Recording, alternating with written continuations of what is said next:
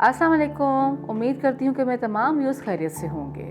तो व्यूज़, आज का लेसन नंबर हमारा 12, जिसमें हम अपने फर्दर सब्जेक्ट और वर्ब एग्रीमेंट के रूल्स को डिस्कस करेंगे। यानी कि हमने अब तक कितने रूल डिस्कस किए हैं? 10 रूल्स। आज की वीडियो में रूल नंबर 11 till 15 को हम डिटेल से डिस्कस करेंगे। तो चलते हैं हमारे आज के लेसन की तरफ। The name of a country is always regarded as singular. जो हमारा कंट्री का नेम होता है कोई भी, वो हमेशा हम सिंगुलर ही रिगार्ड किया जाता है उसको। जैसे कि एग्जांपल, मालदीव्स में खूबसूरत बीचेस हैं।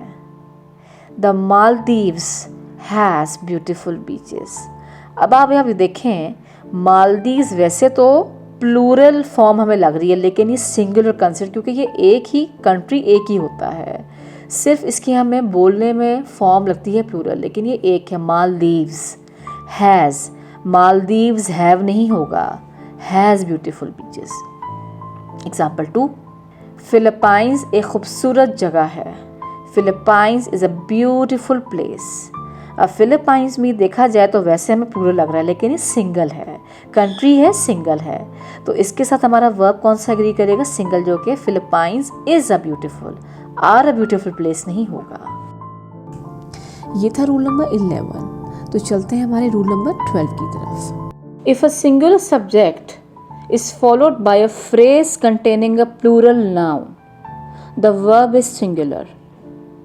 अगर किसी सिंगुलर सब्जेक्ट के बाद एक ऐसा फ्रेज आता है जिसमें जो नाउन है वो प्लूरल है, तो वर्ब उसके साथ सिंगुलर आता है, वो सब्जेक्ट को से एग्री करता है। उससे पहले मैं बताना चाहूँगी कि सेंटेंस के फ्रेजेस भी होते हैं और उसमें मुख्तलिफ इकसाम होती हैं, जिस तरह noun phrase, adjective phrase, preposition phrase. तो वो भी हम आपसे किसी बात के लेक्चर में डिस्कस करेंगे।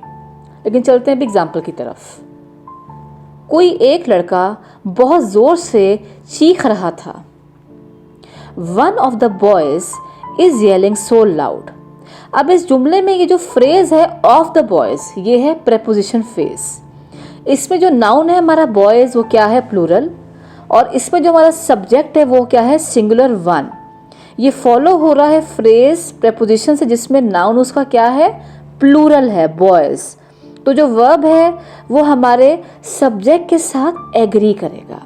One of the boys is yelling so loud, boys are yelling नहीं होगा। एग्जाम्पल 2, कोई एक शख्स असूलों की खिलाफ वर्जी कर रहा है। One of the members is going against the rules. अब इस जुमले में आप देखें, ये जो हमारा फ्रेज है ऑफ द मेंबर्स, हमारा प्रेपोजिशन फ्रेज है, जिसमें हमारा नाउन क्या है? प्लूरल जो है मेंबर्स, और इसमें सब्जेक्ट है हमारा वन, जो है कि है सिंगुलर। इसको फॉलो कर रहा है हमारा प्रेपोजिशन फ्रेज, जिसमें नाउन है हमारा प्लूरल, लेकिन जो वर्ब है वो हमारे सब्जेक्ट के साथ एग्री करेगा।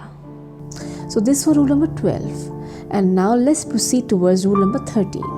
The indefinite pronouns like several, few, both, many, others are always plural. जो हमारे जो indefinite pronouns हैं, several, few, both, many, others, ये हमेशा प्लूरल ही होते हैं। एग्जाम्पल, दोनों खाना मांग रहे थे। Both were asking for food. अब इसमें देखिए, बोथ हमारा इनडेफिनेट प्रोनाउन है, जिसमें जो वर्ब एग्री करेगा प्लूरल ही करेगा, क्योंकि ये बोथ हमारा प्लूरल ही कंसिडर होता है। तो बोथ वर होगा, बोथ वॉज नहीं। एग्जाम्पल 2, कई इंसाफ की तलाश में हैं। Several are seeking justice. अब इस सेंटेंस में सेवरल हमारा इनडेफिनेट प्रोनाउन, जो कि प्लूरल ही है, तो वर्ब भी हमारा प्लूरल होगा। सेवरल आर होगा, सेवरल इज नहीं होगा। ये था हमारा रूल नंबर 13। तो चलते हैं रूल नंबर 14 की तरफ। When the word is preceded by a, it takes a plural verb. When it is preceded by the, it takes a singular verb. जब भी कोई वर्ड आगे चलता है किसके बाद? अ के बाद, तो वर्ब कौन सा एग्री, किस वर्ब के साथ एग्री करता है? प्लूरल वर्ब के साथ। और जब भी कोई भी आगे लफ्ज़ आता है द के बाद, तो कौन सा वर्ब आता है एग्री करता है ऐसे जुमले में? सिंगुलर वर्ब करता है। एग्जाम्पल, कई लड़कियां बाहर इंतज़ार कर रही हैं। A number of girls are waiting outside. अब इसमें हमारा है अ के बाद क्या है हमारा? Number of girls. ठीक है, है तो इसके बाद मैंने क्या आपको बताया था कि ऐसे जुमले में जो वर्ब एग्री करेगा प्लूरल करेगा।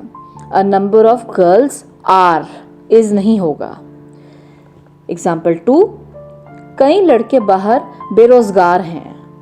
The number of boys outside is jobless. अब इसमें हमारा कौन सा यूज हुआ? आर्टिकल द, और हमारा जो वर्ब एग्री करेगा एज पर रूल सिंगुलर करेगा। तो number of boys outside is jobless, are jobless नहीं। तो ये था रूल नंबर 14, और हमारा रूल नंबर 15 जो इस वीडियो का लास्ट रूल है, हम चलते हैं उसकी तरफ। Adjectives used as nouns are considered plural. वो एडजेक्टिव जो कि नाउन की तरह इस्तेमाल होते हैं उनको प्लूरल ही कंसिडर किया जाता है। गरीबों की मदद करनी चाहिए। The poor are to be helped. अब इसमें जो वर्ड पुअर है बेसिकली ये एक एडजेक्टिव है, कोई किसी की क्वालिटी है कि ये गरीब है, लेकिन ये यहाँ पे नाउन के तौर पे यूज़ किया जा रहा है, तो इसको हम प्लूरल ही कंसिडर करेंगे। तो वर्ब हमारा जो एग्री करेगा इसके साथ प्लूरल ही करेगा। द पुअर आर होगा, द पुअर इज नहीं होगा। तो ये थे हमारे रूल 11 till 15। अब तक हमने 15 रूल्स को डिस्कस कर लिया है। उम्मीद करती हूँ कि आपको तमाम रूल्स अच्छे से समझ आ चुके होंगे। मिलेंगे मेरे नेक्स्ट लेसन में, तब तक मुझे हुरिया अशरफ को मेरे channel time to learn English से इजाज़त दीजिए। अल्लाह हाफिज़।